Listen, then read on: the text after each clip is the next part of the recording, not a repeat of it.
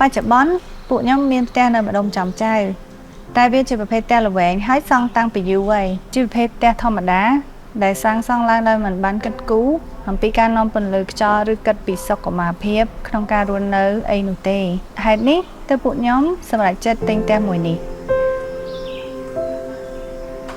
បើនិយាយពីផ្ទះនេះវិញខ្ញុំអាចនិយាយបានថាខ្ញុំស្រឡាញ់ផ្ទះនេះចាប់តាំងពីថ្ងៃដំបូងម្លេះផ្ទះពណ៌សម៉ូដទំនើបក៏ប្លែកគេខុសពីផ្ទះដទៃទៀតដែលខ្ញុំបានទៅមើលប្រើតែមួយពណ៌ឯង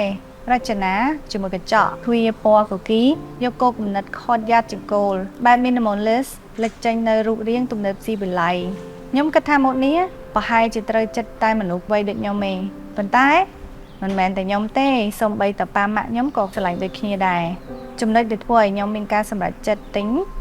គឺមិនមែនត្រឹមតែម៉ូដផ្ទះខាងក្រៅទេគឺមុខងារដ៏ពេញលេញនៃផ្ទះទាំងមូលផ្ទះនេះអាចទុកឡានបានដល់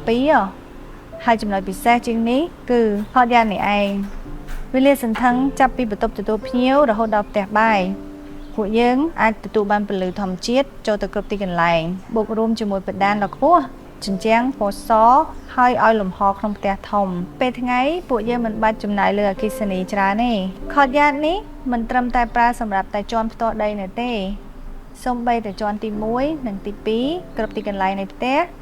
សុទ្ធតែអាចទទួលបាននូវពន្លឺធម្មជាតិទាំងអស់ពីលំហខតយ៉ាតនេះ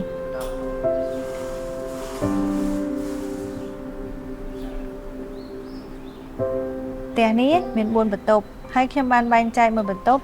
សម្រាប់ម៉ាក់ហ្វារបស់ខ្ញុំមួយបន្ទប់ទៀតសម្រាប់ខ្ញុំផ្ទាល់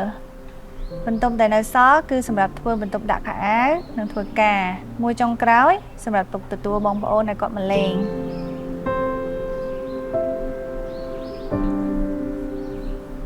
ខ្ញុំស្រឡាញ់ការគិតគូររបស់បរិយព្រោះមានការបែងចែកចង្ក្រានបាយស្ងួតនិងសើមដែលវាផ្ដល់នូវភាពងាយស្រួលដល់ការធ្វើម្ហូបរបស់ខ្ញុំអាហារដែលមានក្លិនផ្សែងនិងសើមខ្ញុំអាចប្រើចង្ក្រានបាយសើមអាហារសាមញ្ញធម្មតាវិញខ្ញុំអាចធ្វើនៅចង្ក្រានបាយស្ងួតបានការសម្រេចចិត្តទិញផ្ទះបើយើងគិតតែពីផ្ទះមួយមុខគឺមិនទាន់គ្រប់គ្រាន់នោះទេដូចខ្ញុំមានឪពុកម្ដាយចំណាស់អញ្ចឹងហើយត្រូវការទីធ្លាសម្រាប់ឲ្យគាត់ដើរនិងហាត់ប្រាណលើសពីផ្ទះយើងបានទិញនៅរចនាបថនៃការរស់នៅថ្មីនិងមានសុវត្ថិភាពនៅបរិយាខតយ៉ាតមានផ្លូវសម្រាប់ដើរឬរត់ហាត់ប្រាណនៅមុខផ្ទះទំហំដល់2ម៉ែត្រផ្ដល់ភាពងាយស្រួលដល់ពុកម្ដាយរបស់ខ្ញុំហាត់ប្រាណជារៀងរាល់ថ្ងៃនិងសួននៅក្នុងបុរីទំហំដល់ទៅ3000ម៉ែត្រការ៉េណោះដែលមានកន្លែងកម្សាន្តហាត់កីឡានិងធ្វើសកម្មភាពជាច្រើនអ្វីដែលខ្ញុំពេញចិត្តទៅលើគម្រោងនេះគឺមិនត្រឹមតែទិញបានផ្ទះស្អាតនោះទេតែខ្ញុំបានទិញនៅសហគមន៍រស់នៅដ៏ល្អមួយដោយសារតែបុរីនេះមានត្រឹមតែ100ផ្ទះជាងអញ្ចឹងទៅខ្ញុំមានអារម្មណ៍ថាបានរស់នៅសហគមន៍ឯកជនមួយដែលមានភាពស្ងប់ស្ងាត់សុវត្ថិភាពនិងផាសុកភាព